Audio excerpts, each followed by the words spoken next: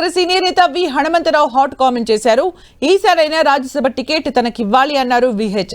వయసుతో సంబంధం లేకుండా పార్టీ కోసం పనిచేస్తున్నానని తెలిపారు. ఎక్కడ అన్యాయం జరిగితే అక్కడ తానుంటానని చెప్పారు. గత 10 ఏళ్లుగా పార్టీలో తనకు అన్యాయం జరిగిందన్నారు విహెచ్. తన పనిని చూసి పదవి ఇవ్వాలని కోరారు. ముఖ్యమంత్రి గారు నేను కోరేది ఒకటే, తప్పనిసరిగా నా పనిని చూడు మీరే అన్నారు.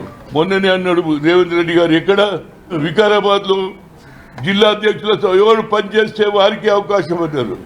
అదేవిధంగా మీనాక్షి నటరాజన్ కూడా అదే అన్నారు. నేను పనిచేస్తూనే ఉన్నా, నేను కావాలని అడగడానికి కాదు, తప్పనిసరిగా నా ఎబిలిటీ, నా పని, నాకున్నటువంటి ఆలోచన ఎప్పటి కూడా ఏ పేదవానికి అన్యాయం జరిగితే పని చేయడానికి నేను ముందుకు పోతాను. ఎక్కడ అన్యాయం జరిగిన గతంలో ఈ 10 ఏళ్లలో అందరికంటే ఎక్కువ కేసులు నా మీద, నేను 16 కేసులు పెట్టిన మీద, అయినా నేను భయపడేది. ఆఖరికి అంబేద్కర్ స్టాచ్యూని కూడా పలగొట్టిస్తే మళ్ళీ నేను కొత్తది చేస్తే దాన్ని కూడా ఇవాళ ఏది పోలీస్ స్టేషన్లో పెడితే ఇంకా నా మీద కేసులు నడుస్తున్నాయి.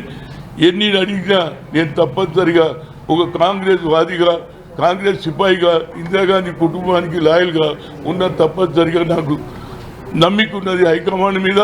అదేవిధంగా రేవంత్ రెడ్డి, మహేష్ కుమార్ గౌడ్ మీద నాకు నమ్మిక ఉంది. తప్పనిసరిగా చాలా మంది ఫోన్లు చేస్తూ ఉన్నారు, అన్నా ఏమవుతుంది నీకు ఎందుకు ఇయ్యారు, నువ్వు ఇంత కష్టపడతావని కార్యకర్తలు అడుగుతున్నారు. కాబట్టి కార్యకర్తలకు నేను ఒకటే రిక్వెస్ట్ చూడరా బాబు, పని చేద్దాం, అది హైకమాండ్ మీద వదిలేద్దాం, తప్పనిసరిగా మనకు న్యాయం జరుగుతుందని